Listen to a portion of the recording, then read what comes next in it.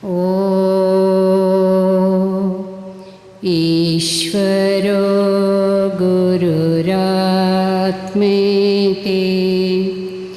ಮೂರ್ತಿಭೇದಾದ್ವಿಭಾಗಿನೇ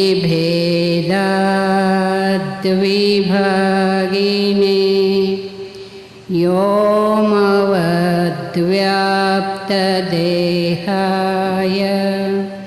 ದಕ್ಷಿಣಾಮೂರ್ತಯೇ ನಮಃ. ಶ್ರೀ ದಕ್ಷಿಣಾಮೂರ್ತಯೇ ನಮಃ. ಕಾಯವಿಡಿದಾತ್ಮ ರಾಸಿಗೆ ಪರತರ ಮುಕ್ತಿಗೆ ಉಪಾಯವಿದು ನಿಜ ಶಿವ ಮಂತ್ರವಣ್ಣ. ನಮ್ಮ ಕರ್ನಾಟಕದಲ್ಲಿ ಶ್ರೀಮನ್ ನಿಜಗುಣ ಶಿವಯೋಗಿಗಳಂತ ಆಗಿ ಹೋದರು. ಮೈಸೂರು ಪ್ರಾಂತದಲ್ಲಿ ಅವರು ಮಹಾಮಂತ್ರದ ಬಗ್ಗೆ ಬಹಳ ಸುಂದರವಾಗಿ ಒಂದು ಉಪದೇಶವನ್ನು ಮಾಡ್ತಾ ಇದ್ದಾರೆ. ಸರ್ವೇ ಸಾಮಾನ್ಯರೆಲ್ಲರಿಗೂ ಕೂಡ ಸರಳವಾದ ಸಾಧನೆ ಯಾವುದು ಅಂತ ಕೇಳಿದರೆ ಮಂತ್ರ. ಆ ಮಂತ್ರ ಯಾವುದು ಅಂತಂದರೆ ಓಂ ನಮಃ ಶಿವಾಯ ಅಂತ. ಆ ಮಂತ್ರವನ್ನು ಯಾರು ನುಡಿಬೇಕು ಅಂತ ಹೇಳಿದ್ದಾರೆ ಅಂದರೆ ಕಾಯವಿಡಿದಾತ್ಮ ರಾಸಿಗೆ ಪರತರ ಮುಕ್ತಿಗೆ ಉಪಾಯವಿದು ನಿಜ ಶಿವ ಮಂತ್ರವನ್ನು. ಇಲ್ಲಿ ಅವರು ಇವರು ಅಂತ ಅನ್ನಲಿಲ್ಲ, ಕಾಯವಿಡಿದಾತ್ಮ ರಾಸಿಗೆ. ಇಲ್ಲಿ ಕಾಯ ಅಂದರೆ ಮನುಷ್ಯ ಜನ್ಮ ಅಂತ ಅರ್ಥ. ಇಲ್ಲಿ ಯಾವ ಜಾತಿ ಮತ ವರ್ಣದವರು ಇಂಥವ್ರು ಅಷ್ಟೇ ಅನ್ನಬೇಕು ಅಂತ ಹೇಳಿಲ್ಲ. ಯಾರ್ಯಾರು ಮಾನವ ಶರೀರಧಾರಿಗಳಾಗಿದ್ದಾರೋ ಅವರು ಎಲ್ಲರಿಗೂ ಕೂಡ ಈ ಮಹಾಮಂತ್ರವನ್ನು ಹೇಳಲಿಕ್ಕೆ ಅಧಿಕಾರ ಅದ. ಆದ್ದರಿಂದ ಕಾಯವಿಡಿದಾತ್ಮ ರಾಸಿಗೆ ಅಂದರು. ಕಾಯವಿಡಿದಾತ್ಮ ರಾಸಿಗೆ ಮತ್ತು ಎದಕ್ಕೆ ಉಪಯೋಗದ ರೀ ಅಂದರೆ ಪರತರ ಮುಕ್ತಿಗೆ ಉಪಾಯವಿದು. ಈ ಮಂತ್ರವನ್ನು ಪಠನೆ ಮಾಡೋದ್ರಿಂದ ಲಾಭ ಏನು ಅಂತಂದರೆ ಯಾವ ಪರತರ ಮುಕ್ತಿಯನ್ನು ಹೊಂದಲಿಕ್ಕೆ ಸಾಧ್ಯ ಅದು ಅಂತ. ಇಲ್ಲಿ ಕೇವಲ ಮುಕ್ತಿ ಅನ್ನಲಿಲ್ಲ, ಪರತರ ಮುಕ್ತಿ ಅಂದರು. ಅಂದರೆ ಹಾಗಾದರೆ ಪರತರ ಅಂದರೆ ಶ್ರೇಷ್ಠಕ್ಕಿಂತಲೂ ಶ್ರೇಷ್ಠವಾದಂತಹ ಮೋಕ್ಷ ಅಂತ ಅರ್ಥ. ಹಾಗಾದರೆ ಶ್ರೇಷ್ಠ ಅಲ್ಲದೇ ಇರ್ತಕ್ಕಂಥ ಮೋಕ್ಷನೂ ಅದಾವೇನ್ರಿ ಅದ ಅಂತಂದರೆ ಅವು ಕೂಡ ಅದಾವೆ. ಸಾಲುಕ್ಯ, ಸಾಮೀಪ್ಯ, ಸಾರುಷ್ಯ ಮತ್ತು ಸಾಯುಜ್ಯ ಅಂತ. ಇದರಲ್ಲಿ ಅತ್ಯಂತ ದುಃಖ ನಿವೃತ್ತಿ ಪರಮಾನಂದದ ಪ್ರಾಪ್ತಿ ರೂಪವಾದ ಮೋಕ್ಷ ಇದು ಶ್ರೇಷ್ಠವಾದ ಮೋಕ್ಷ. ಉಳಿದವುಗಳು ಹೇಗದಾವಂದ್ರೆ ಅವು ಗೌಣದವು. ಅದಕ್ಕೆ ಈ ಮೋಕ್ಷವನ್ನು ಹೊಂದಬೇಕಾದ್ರೆ ನೀ ಏನು ಪಠನೆ ಮಾಡಪ್ಪ ಅಂದರೆ ಈ ಮಹಾಮಂತ್ರವನ್ನು ಪಠನೆ ಮಾಡು.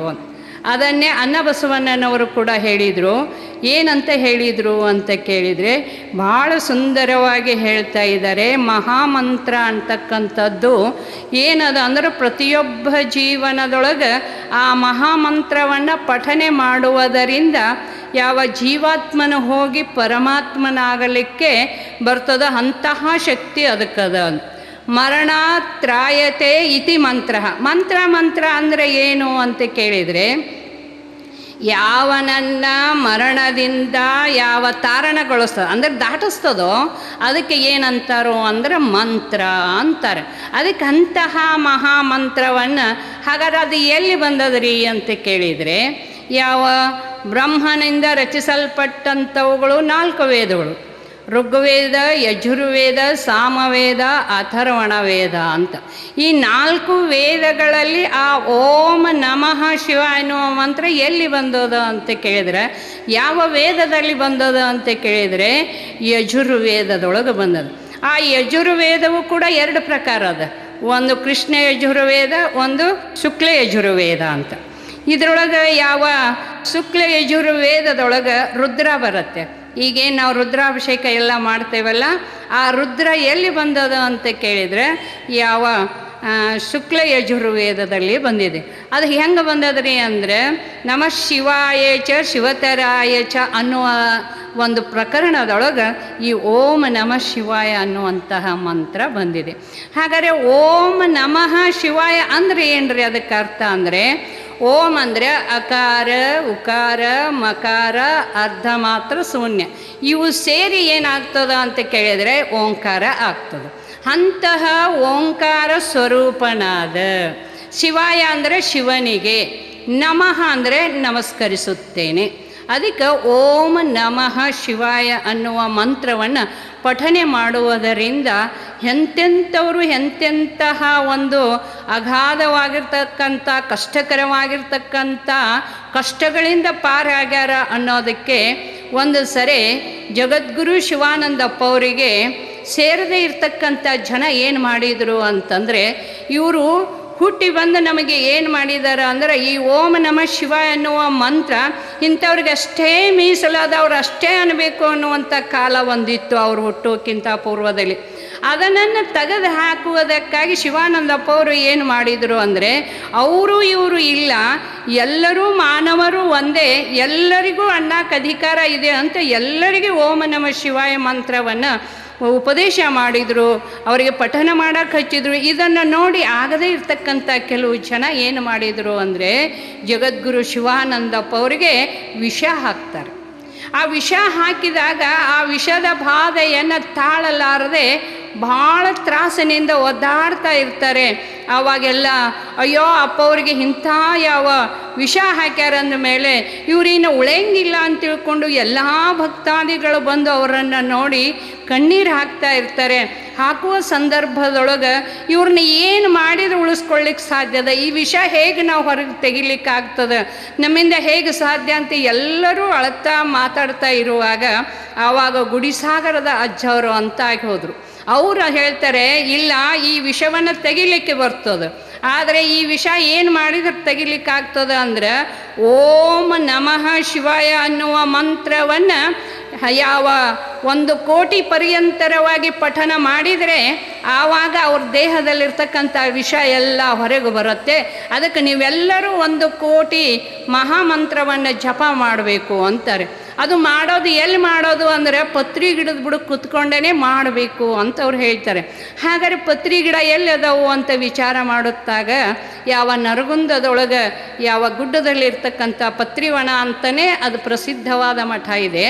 ಆ ಜಾಗಕ್ಕೆ ಇವರನ್ನು ಕರ್ಕೊಂಡು ಹೋಗಿ ಎಲ್ಲ ಭಕ್ತಾದಿಗಳಿಗೆ ಹೇಳಿ ಕರೆಸಿ ಹೇಳ್ತಾರೆ, ನೀವೆಲ್ಲರೂ ಅಖಂಡವಾಗಿ ಎಡಬಿಡದೆ ಓಂ ನಮಃ ಶಿವಾಯ ಮಂತ್ರವನ್ನು ನೀವು ಜಪ ಮಾಡಿರಿ ಅಂತಂದಾಗ ಅವರೆಲ್ಲರೂ ಕುತ್ಕೊಂಡು ಜಪ ಮಾಡ್ತಾ ಇರ್ತಾರೆ.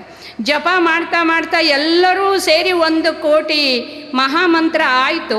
ಆಗೋದ್ರೊಳಗಾಗಿ ಏನಾಯಿತು ಅಂತ ಕೇಳಿದರೆ, ಹೆಂಗೆ ಸೂರ್ಯನು ಉದಯನಾದರೆ ಹೆಂಗೆ ಒಂದು ದಿವ್ಯ ಪ್ರಕಾಶ ಬರ್ತದಲ್ಲ, ಹೆಂಗೆ ಒಂದು ದಿವ್ಯವಾದ ಪ್ರಕಾಶ ಒಟ್ಟುಗೂಡಿ ಬಂದು ಆ ಶಿವಾನಂದ ಅಪ್ಪ ಅವ್ರನ್ನ ಏನಲ್ಲಿ ಮಲಗಿಸಿದ್ರಲ್ಲ ಅವರ ಶರೀರದೊಳಗೆ ಅದು ಪ್ರವೇಶ ಆಗ್ತದೆ. ಪ್ರವೇಶ ಆಗಿದ್ದನ್ನು ಜನ ಎಲ್ಲ ನೋಡ್ತಾರೋ, ಇದು ಎಲ್ಲಿ ಪ್ರಕಾಶ ಏನು ಎಂತ ಅನ್ನುವುದ್ರೊಳಗಾಗಿ ಅವ್ರ ಶರೀರದೊಳಗೆ ಏನು ಪ್ರವೇಶ ಆಯ್ತಲ್ಲ, ಆ ವಿಷ ಹಾಕಿದ ಶರೀರ ಹಚ್ಚಗಾಗಿತ್ತು. ಅದು ಏನಾಯಿತು ಅಂತ ಕೇಳಿದರೆ ಆಗಿಂದಾಗನ ದಿವ್ಯ ಕಳೆ ಬಂದು ಆವಾಗ ಅಪ್ಪವರು ಆ ವಿಷದಿಂದ ಯಾವ ಮುಕ್ತರಾಗಿ ಎದ್ದು ಕೂತ್ಕೋತಾರೆ. ಇದು ಎದುರ ಪ್ರಭಾವ ಅಂತ ಕೇಳಿದರೆ ಓಂ ನಮಃ ಶಿವಾಯ ಅನ್ನುವ ಮಂತ್ರವನ್ನು ಪಠನ ಮಾಡಿದ ಮಾತ್ರದಿಂದ ಏನಾಯಿತು ಅಂತ ಕೇಳಿದರೆ ಆ ವಿಷ ಹೊರಗೆ ಬಂತು. ಈ ಓಂ ನಮಃ ಶಿವಾಯ ಮಂತ್ರದೊಳಗಿಂತ ಶಕ್ತಿ ಐತನೋ ಅಂತ ನಿಮಗೆ ತಿಳಿಬೇಕು ಅಂದರೆ, ಈಗ ಕೆಲವರೊಂದು ಇಷ್ಟು ಮಂತ್ರಗಳನ್ನು ಕಲ್ತಿರ್ತಾರೆ.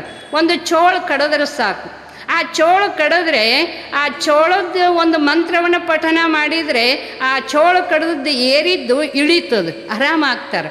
ಮತ್ತು ಹಾವು ಕಡಿದ್ರೆ ಹಾವಿಗೂ ಕೂಡ ವಿಷದ ಇಳಿಸೋಕೆ ಅದಕ್ಕೂ ಒಂದು ಮಂತ್ರ ಇದೆ, ಯಾವುದರಿಂದನೂ ಕೂಡ ಅದನ್ನು ಇಳಿಸ್ತಾರೆ. ಅಂದ ಮೇಲೆ ಇದು ಜನನ ಮರಣಾತ್ಮಕವಾಗಿರುವ ಭವ ಅನ್ನುವಂತಹ ರೋಗಕ್ಕೆ ಮತ್ತು ಇದು ಕಾರಣ ಆಗಂಗಿಲ್ಲ.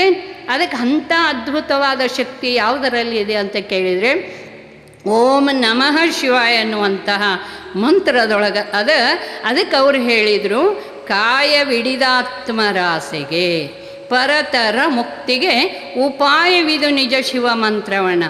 ಅದಕ್ಕೆ ಜಗದ್ಗುರು ಸಿದ್ಧಾರೂಢಪ್ಪ ಅವರು ಕೂಡ ಈ ಮಹಾಮಂತ್ರವನ್ನು ಏನು ಮಾಡಿದರು ಅಂತ ಕೇಳಿದರೆ ಎಲ್ಲರಿಗೂ ಕೂಡ ಉಪದೇಶ ಮಾಡಿದರು.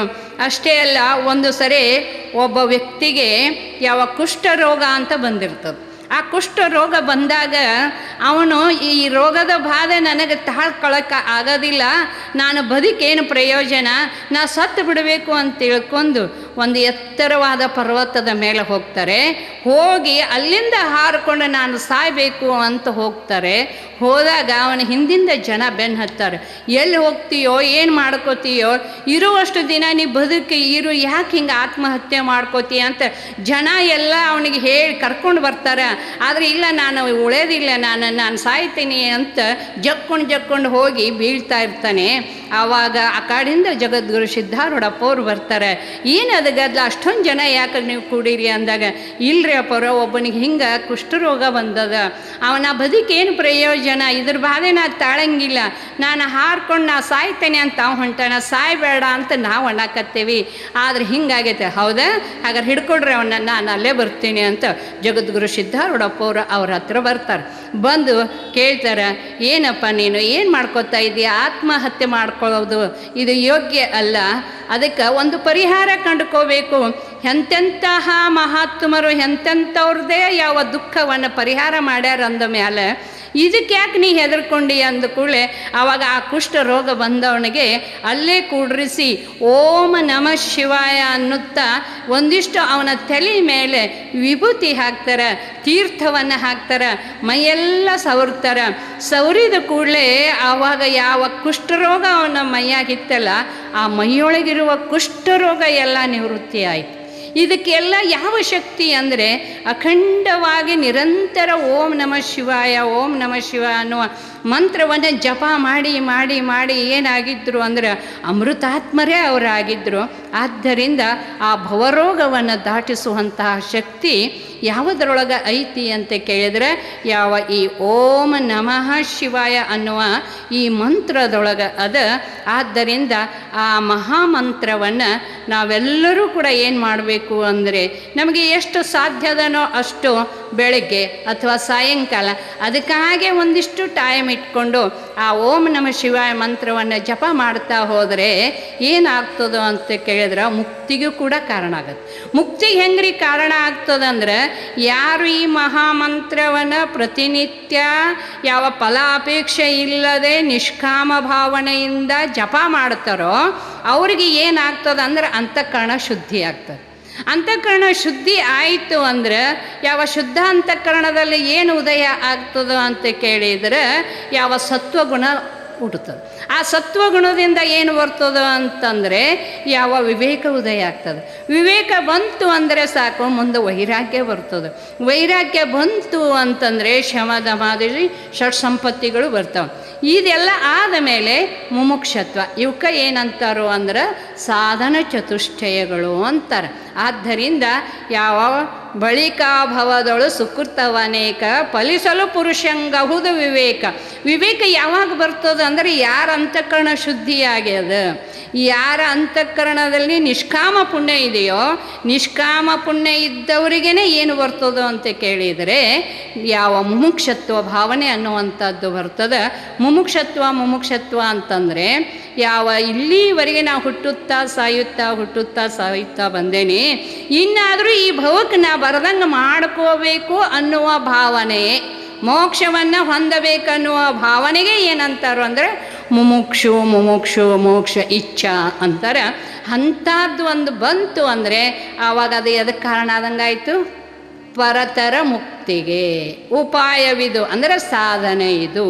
ಅದಕ್ಕೆ ಕಾಯವಿಡಿದ ಆತ್ಮರಾಶಿಗೆ ಪರತರ ಮುಕ್ತಿಗೆ ಉಪಾಯವಿದು ನಿಜ ಶಿವ ಮಂತ್ರವಣ್ಣ ಅಂತ ಯಾರು ಹೇಳಿದ್ದಾರೆ ಅಂದರೆ ಶ್ರೀಮನ್ ನಿಜಗುಣ ಶಿವಯೋಗಿಗಳು ಯಾವ ಶಿವಕಾರುಣ್ಯ ಸ್ಥಳ ಅನ್ನುವಂಥ ಒಂದು ಸ್ಥಳ, ಆ ಸ್ಥಳದೊಳಗೆ ಈ ಪದ್ಯ ಅನ್ನುವಂಥದ್ದು ಬರ್ತದೆ. ಅಷ್ಟೇ ಅಲ್ಲದೆ ಅದರೊಳಗೆ ನಾವು ಮುಖ್ಯವಾಗಿ ತಿಳ್ಕೋಬೇಕು ಏನು ಅಂತಂದರೆ ಯಾವ ಈ ಓಂ ನಮಃ ಶಿವ ಎನ್ನುವ ಮಂತ್ರ ಎಲ್ಲರೂ ಪಠಿಸ್ಲಿಕ್ಕೆ ಅಧಿಕಾರ ಅದಾರ ಅನ್ನೋದಕ್ಕೆ ಈಗ ನಾವು ಎಷ್ಟೋ ಬಡದಾಡ್ತಾ ಇದ್ದೇವೆ. ಆ ಮತ ಶ್ರೇಷ್ಠ, ಈ ಮತ ಶ್ರೇಷ್ಠ, ಆ ಜನ ಶ್ರೇಷ್ಠ, ಈ ಜನ ಕನಿಷ್ಠ, ಅವ್ರು ಅಷ್ಟೇ ಅನ್ಬೇಕು ಇವ್ರು ಅನ್ನಬಾರ್ದು ಅನ್ನೋದು ಈಗ ಸದ್ಯ ನಮ್ಮ ಕಾಲದೊಳಗೆ ಈಗ ನಡೆದಾವ ಅಂದಮೇಲೆ ಇದನ್ನು ಆಗಿನ ಕಾಲದಲ್ಲೇ ನಿಜಗುಣ ಶಿವಯೋಗಿಗಳು ತೆಗೆದು ಹಾಕಿದ್ದಾರೆ. ಅಲ್ಲಿ ಯಾವ ಮತ ವರ್ಣ ಆಶ್ರಮಗಳನ್ನು ತಗೊಳ್ಳಿಲ್ಲ. ಅವರು ಏನು ತಗೊಂಡಾರ? ಕಾಯವಿಡಿದಾತ್ಮ ರಾಶಿಗೆ ಅಂದರು. ಕಾಯ ಅಂದರೆ ಮನುಷ್ಯ ಶರೀರಧಾರಿಗಳು. ಮನುಷ್ಯ ಮನುಷ್ಯ ಅಂತ ಯಾವಾಗ ಅಂತಾರ ಅಂತ ಕೇಳಿದರೆ, ಆ ಮನುಷ್ಯ ಅನ್ನುವ ಶಬ್ದ ಹೇಗೆ ವ್ಯುತ್ಪತ್ತಿಯಾಗಿದೆ ಅಂದರೆ, ಮಣ್ಣು ಧಾತುವಿನಿಂದ ಮನುಷ್ಯ ಅನ್ನುವ ಪದ ತಯಾರಾಗಿದೆ. ಮಣ್ಣು ಅನ್ನುವ ಧಾತುವಿನಿಂದ ಮನುಷ್ಯ ಅನ್ನುವ ಪದ ತಯಾರಾದಾಗ ಆ ಮಣ್ಣು ಅನ್ನುವ ಧಾತುವಿಗೆ ಏನು ಅರ್ಥ ಅಂತ ಕೇಳಿದರೆ, ಮಣ್ಣು ಅನ್ನುವ ಧಾತುವಿಗೆ ತಿಳುವಳಿಕೆ ಅಂತ ಅರ್ಥ. ಯಾರ್ಯಾರಿಗೆ ತಿಳುವಳಿಕೆ ಅನ್ನೋದದ, ಅರಿವು ಅನ್ನೋದು ಅದ, ಅವರೆಲ್ಲರೂ ಕೂಡ ಶ್ರೇಷ್ಠರೇ. ಆದರೆ ಈ ಜಾತೀಯತೆ ಅನ್ನುವಂಥದ್ದು ಯಾವಾಗ ಬಂದದಂದ್ರೆ, ಅದು ಕಾಯಕದ ಮ್ಯಾಗಿಂದ ಈ ಜಾತಿ ಅಂತ ಮಾಡ್ಯಾರೆ ಹೊರತು ಆದರೆ ಶ್ರೇಷ್ಠ ಕನಿಷ್ಠ ಅನ್ನೋದಕ್ಕೆ ಮಾಡಿಲ್ಲ.